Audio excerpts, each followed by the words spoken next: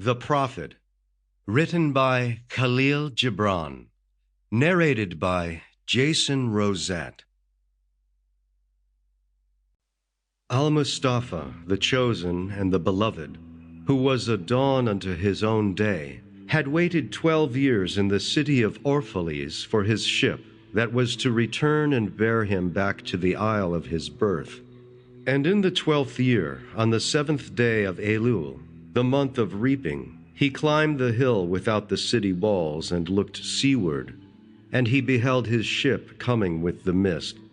Then the gates of his heart were flung open, and his joy flew far over the sea.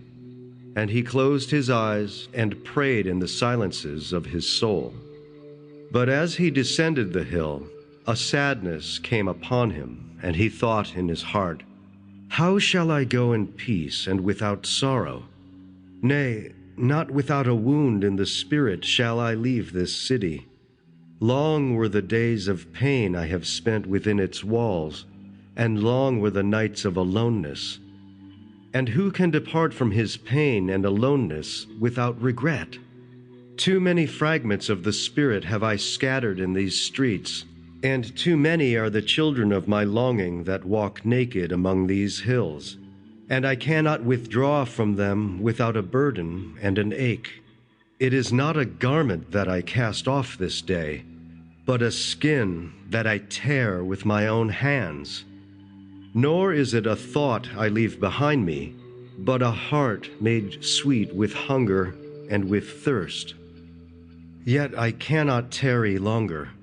The sea that calls all things unto her calls me, and I must embark. For to stay, though the hours burn in the night, is to freeze and crystallize and be bound in a mold. Fain would I take with me all that is here, but how shall I? A voice cannot carry the tongue and the lips that gave it wings. Alone must it seek the ether.